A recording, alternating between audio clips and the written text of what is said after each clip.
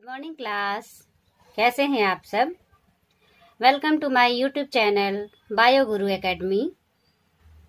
12th class, आज आपका जो टॉपिक स्टार्ट होने वाला है वो क्रोमोसोमल डिसऑर्डर, अर्थात मानव में गुणसूत्रों में जो विकार उत्पन्न हो जाते हैं उसे हम क्रोमोसोमल डिसऑर्डर कहते हैं। तो मनुष्य में 2 प्रकार के गुणसूत्र होते हैं। टोटल क्रोमोसोम नंबर 46, जिसमें से 44 क्रोमोसोम ऑटोसोम कहलाते हैं और 2 क्रोमोसोम जो होते हैं वो सेक्स क्रोमोसोम कहलाते हैं। तो जो क्रोमोसोमल डिसऑर्डर है वो सेक्स क्रोमोसोम पर दिखाई देता है और अधिकतर यह स्थिति बच्चों में देखने को मिलती है। ये डिसऑर्डर 2 प्रकार से होते हैं। फर्स्ट ऑफ ऑल, यूप्लॉइडी या पॉलीप्लॉइडी। सो स्टूडेंट्स, यूप्लॉइडी और पॉलीप्लॉइडी। यूप्लॉइडी को हिंदी में कहते हैं सगुणिता, जिसमें गुणसूत्र के संपूर्ण समुच्चय का ही विलोपन हो जाता है, यानी वो गायब हो जाते हैं। जैसे 2n + n में सामान्य गुणसूत्र समूह में से यह संकलन है और 2n - n में एक समुच्चय का विलोपन होता है। इसे ही यूप्लॉइडी कहते हैं। ये पूरा एक समुच्चय या सेट है। 2n + 1, 2n - 1। तो 2n - 1 वाले बच्चे जन्म से पहले ही मर जाते हैं और जीवित बच्चों में यह देखने को मिलता ही नहीं, क्योंकि वे मर ही जाते हैं। और पॉलीप्लॉइडी किसे कहते हैं? जब गुणसूत्र का जो सेट है, जैसे ये गुणसूत्र का जो सेट की संख्या जब 2n से भी अधिक होगी, ग्रेटर देन, तब इसे पॉलीप्लॉइडी कहते हैं। यानी गुणसूत्र का जो सेट है 2n से भी जब ज्यादा हो तो इसे पॉलीप्लॉइडी कहते हैं। जैसे 3n यानी त्रिगुणित, या इसे कहेंगे ट्रिप्लॉइड।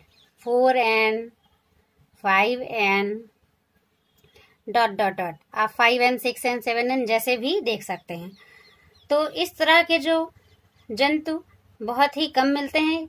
ये पॉलीप्लॉइडी अधिकतर प्लांट्स में मिलती है और यूप्लॉइडी बच्चों में देखने को मिलती है। तो क्रोमोसोमल डिसऑर्डर में जो दूसरा टाइप है वो होता है एन्यूप्लॉइडी। एन्यूप्लॉइडी को हिंदी में कहते हैं असगुणिता। असगुणिता अर्थात इसमें क्या होगा, जो पूरा सेट है, जैसे 2n + 1, ये गुणसूत्र का पूरा सेट या समुच्चय है, इसका विलोपन हो जाता है या इसमें गुणसूत्र का जो नंबर है उसमें या तो वृद्धि हो जाती है या कमी हो जाती है।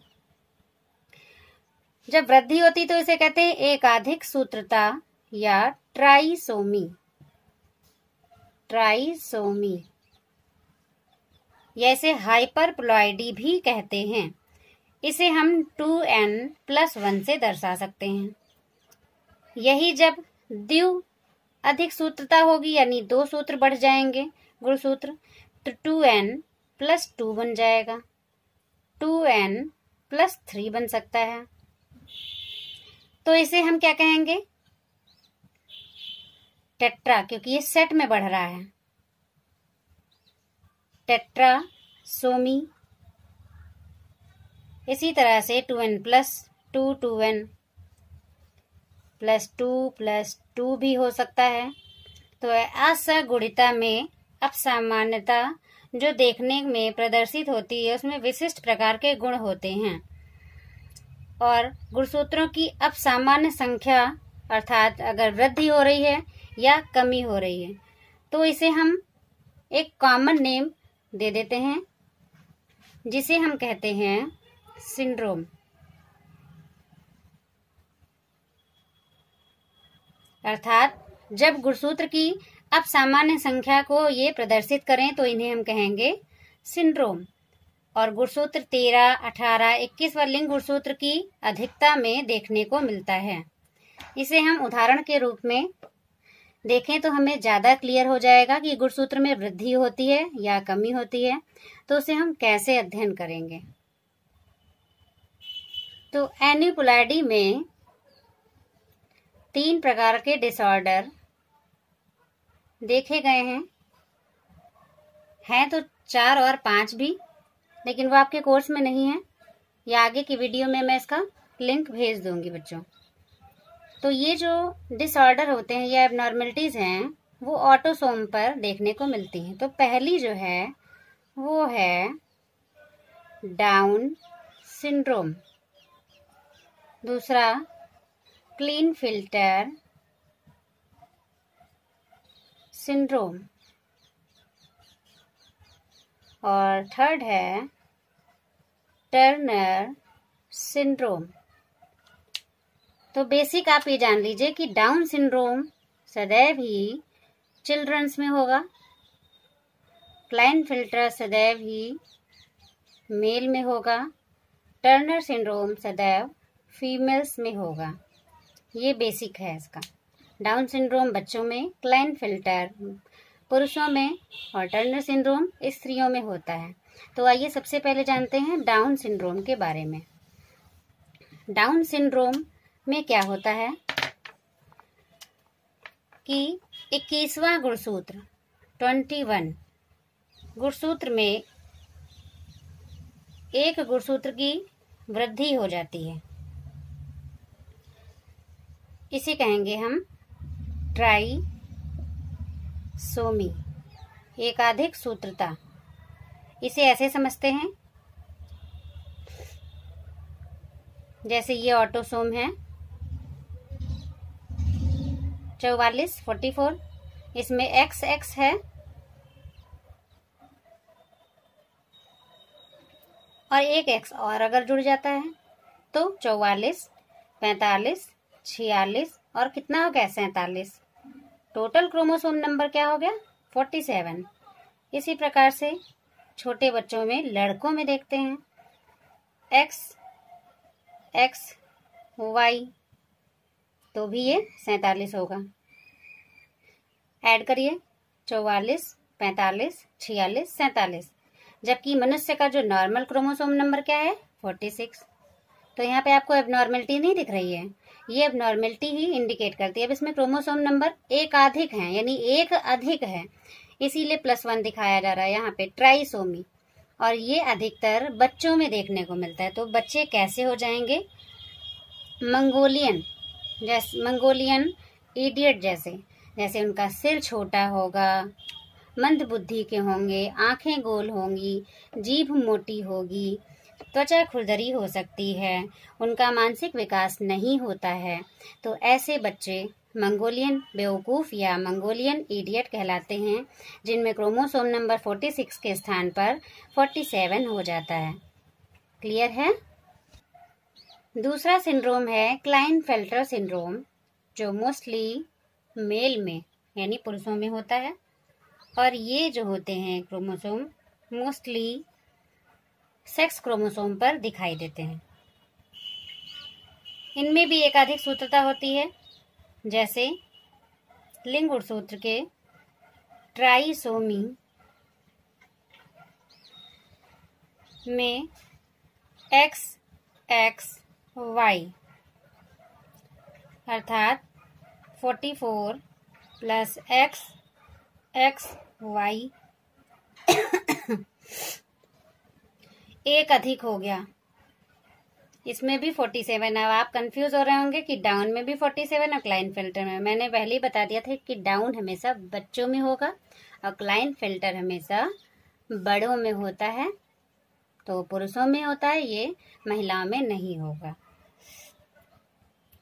तो इनमें एक अधिक सूत्रता है 44, 45, 46, 47। ये भी ट्राइसोमी ही है। और इनमें जो लक्षण देखने को मिलता है, वाई गुणसूत्र के कारण इनका शरीर लंबा, सामान्य पुरुषों के जैसा, लेकिन अगर एक्स गुणसूत्र बढ़ता है, जैसे 44 प्लस एक्स एक्स एक्स बढ़ जाए, यानी एक्स क्रोमोसोम, तो ये इंडिकेट करता है स्त्रियों को। तो एक्स क्रोमोसोम बढ़ने से इनमें वृषण और जननांग जो ग्रंथियां होती हैं वे अल्प विकसित हो जाएंगी। इनमें शुक्राणु नहीं बनेंगे, ये ऐसे पुरुष बंधे हो जाते हैं। और स्त्रियों के समान इनके चेहरे पे बाल होंगे, आवाज इनकी सुरीली हो जाएगी और इनमें इस प्रकार के लक्षण दिखाई देंगे। क्लाइनफेल्टर में यदि X X Y Y Y लगातार संख्या इनकी अगर बढ़ती जा रही है, वाई फिर वाई एक्स वाई, तो ऐसे जी होंगे ये सुपर फीमेल और ये सुपर मेल के लक्षण प्रदर्शित करेंगे यदि ऐसे इनके क्रोमोसोम नंबर की संख्या बढ़ती जाएगा।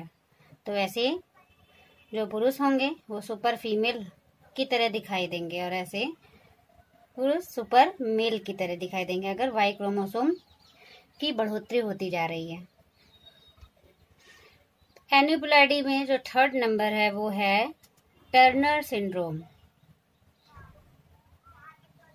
ये ऐसी स्त्रियों में होता है जिसमें दो लिंग गुणसूत्र में से केवल एक गुणसूत्र ही उपस्थित हो, अर्थात गुणसूत्र में क्या हो जाएगी, वृद्धि ना होकर कमी हो जाएगी। जैसे 44 प्लस एक्स और ये एक एक्स गायब है, 0 हो गया। ठीक है, तो अब इसे ऐड करिए, 44 प्लस 45। क्रोमोसोम नंबर कम हो गए या बढ़ गए, देखिए कम हो गए। ठीक, ये 0 हो जाएगा, एक एक्स गुणसूत्र एब्सेंट हो गया। तो इसमें जो गुणसूत्र की जो कैटेगरी कहलाएगी वो मोनोसोमिक कहलाएगी। मोनोसोमिक, मोनो का मतलब होता है एक, और एक गुणसूत्र ही इसमें से कम हो गया। कम होने से गुणसूत्र नंबर क्या हो गया, 45 हो गया। तो ऐसी स्त्रियां जो होती हैं वे छोटे कद की होंगी, उनमें जनन अंग कम विकसित होंगे और उनमें जो वक्ष भाग है वो भी चपटा होगा। ये नपुंसक या बांझ होंगी और इनमें एक एक गुणसूत्र गायब हो जाता है, इसलिए इनमें अंडाणु भी नहीं बनते हैं। तो टर्नर सिंड्रोम मोस्टली फीमेल्स में ही होता है और इसमें एक गुणसूत्र एब्सेंट हो जाता है, इसीलिए इसको मोनोसोमिक कहते हैं। Thanks for watching.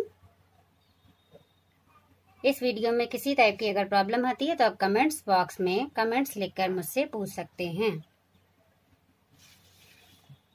Bye bye, take care.